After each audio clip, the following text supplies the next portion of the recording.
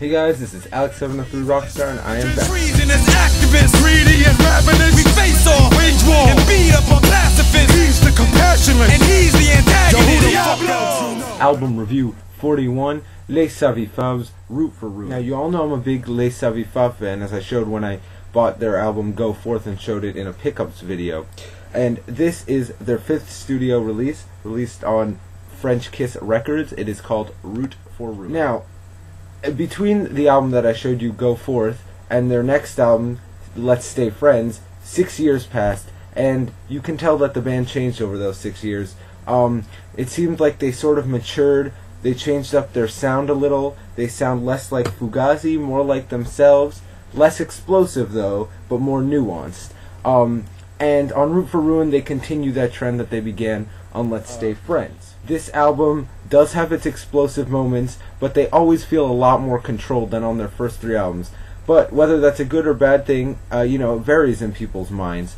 For me, it's a mixed bag, because on the good side, you have the fact that their musicianship has gotten a lot better. There's a lot more nuances in the music. There's a lot more stuff that you pick up after repeated listens, which is nice. But you just don't have that same energy that you used to have on every. On some songs, we do have that explosion, such as on the opening track Appetites, and on the song High and Unhinged and Excess Energies. You do have a lot of explosion, but it just doesn't last throughout the entire album like it did on this album. Is produced by Chris Zane, not a very well-known producer, but he does perfect the sound that they kind of want here. You can see that on all their albums they've been trying to reach this kind of production, and finally they get here. It's clean, but it's not too clean. It still sounds like, an energetic rock record in a sense. It doesn't sound overly polished or like the band is trying to go for some big mainstream appeal. It seems like they're just doing their thing, but they're perfecting. Tim Harrington's yelp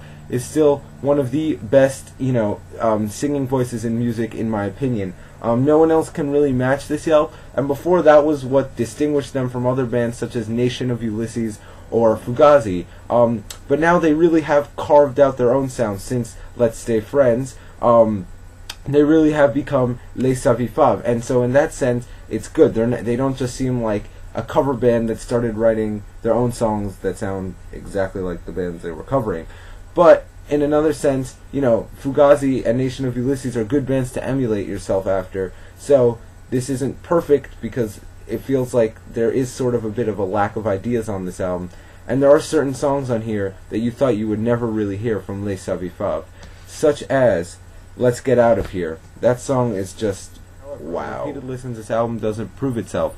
Songs that don't sound that good when you're paying close attention to them actually don't sound bad as background music or as party music, and this record is a fun record. Les Savy Fav have gotten a little older and a little more mature, but they still like to have fun, even if it is in a more controlled manner.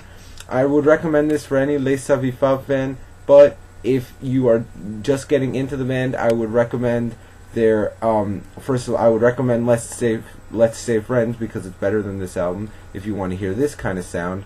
And if you want to hear what I consider to be their best album, listen to The Cat and the Cobra. That album is the shit. The album artwork, it's just this Les Savy Fav here with the mirrors in the background, and here it sort of shows you how they act. Here's all the song titles, and that's it.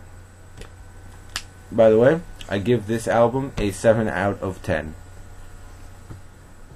Also, by the way, if you ever get a chance to see Gorillaz live, holy fuck, do that. I saw them live last night. That is quite an experience. It was epic. There's so many guest performers, it's not like you're just seeing Gorillaz. It's like you're seeing a whole bunch of different artists, and that's really great. And Lou Reed came on stage, and so did Mos Def, who aren't actually touring with them. And yeah, now I'm going to go into this little Gorillaz, I don't know. I'm going to start talking about Gorillaz now. They played 3 songs off Gorillaz, 6 songs off Demon Days, and the entire Plastic Beach album. So, that was pretty great. And the visuals to go along with it were pretty fantastic. So, go see them if you ever get a chance. It's quite an experience. I had pretty good seats in Madison Square Garden, so it was nice. Yeah, I'll see you guys later. I hope you like the editing. Peace, mofos.